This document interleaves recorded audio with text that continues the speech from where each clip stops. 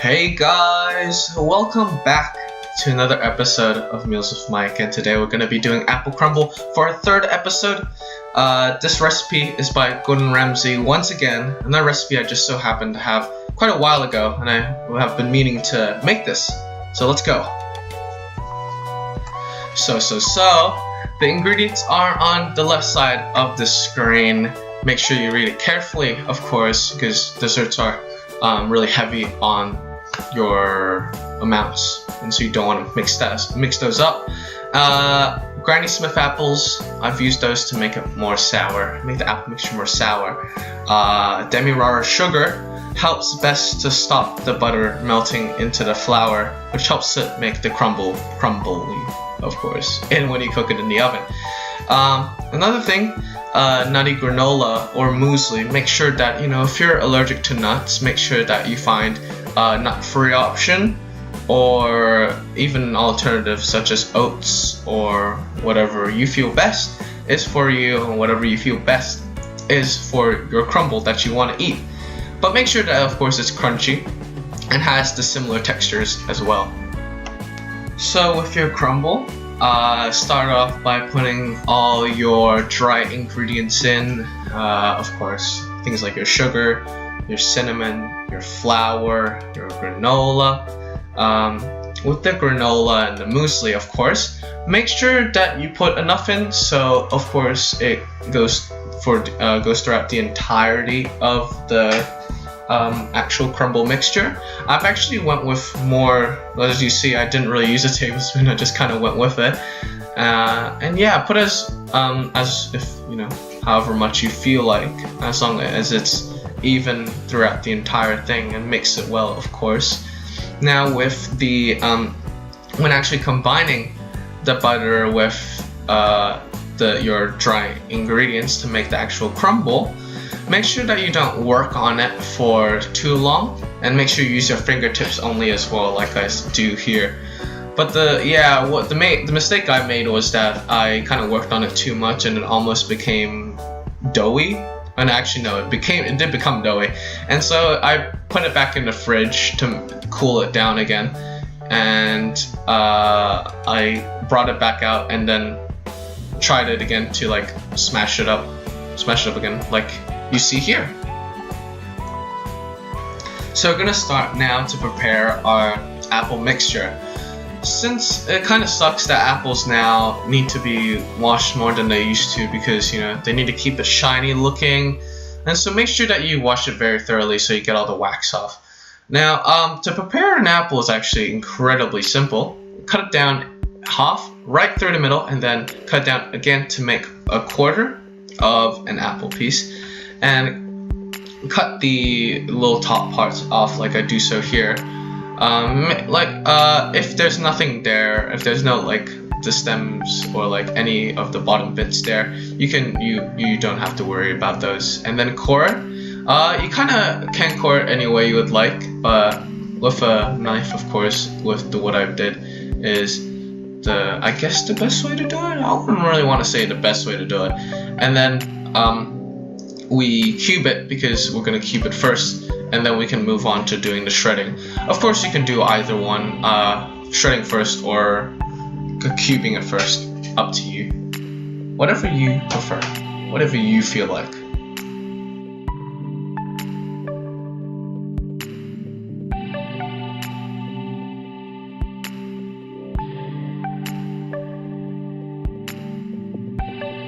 And as you can see now, we got a huge bowl of cubed apples, and we're ready to start shredding. Now, with shredding, you can use an actual manual shredder like I have here, or you can use a food processor, which I did end up doing afterwards, because it was quite late at night already when I was making this, and so my mom helped me fix that up, and we got a nice big bowl of shredded apples. Yeah.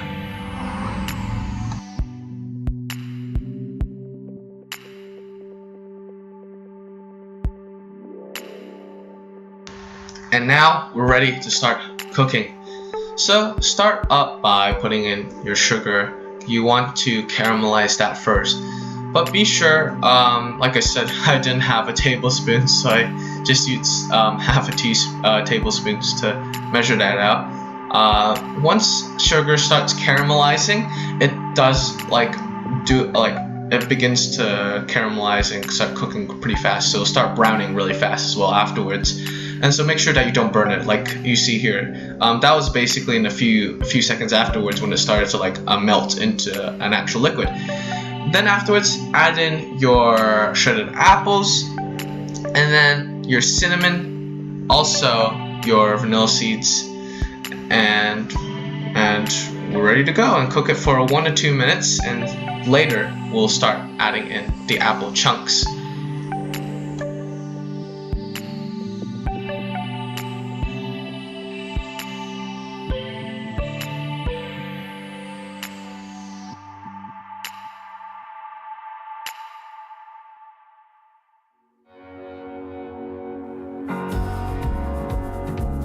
So after everything's in and you continue to cook it, put it on quite a low heat. Don't put it for too high of a heat because it'll probably dry everything out. So now add in your apple chunks, mix in your cranberries, your lemon zest, and juice. I take quite a few handfuls, not handfuls. I guess you can say handfuls, but I mean, I put quite a bit of cranberries in there. Cranberries are quite sweet, but also are quite sour as well. So I think, honestly, put in less first and then add more. And as you're about to see, this lemon, half a lemon I juiced, was probably the juiciest lemon I've ever encountered, ever in my life. I spent like a solid 10 seconds trying to squeeze all this juice out. And see, it's still going, but we got it and we're ready to go. Afterwards, cook it for a little bit longer and you can remove it off the heat and set aside. I've made actually a tiny bowl for serving for this video, of course, and another one, a big I guess oven dish you'll see in a sec. And so sprinkle your crumble on top. Make sure to not press it down or else it'll go soggy, as Gordon Ramsay says in this recipe. And so cover it up as much as you can, and we're ready to put it in the oven.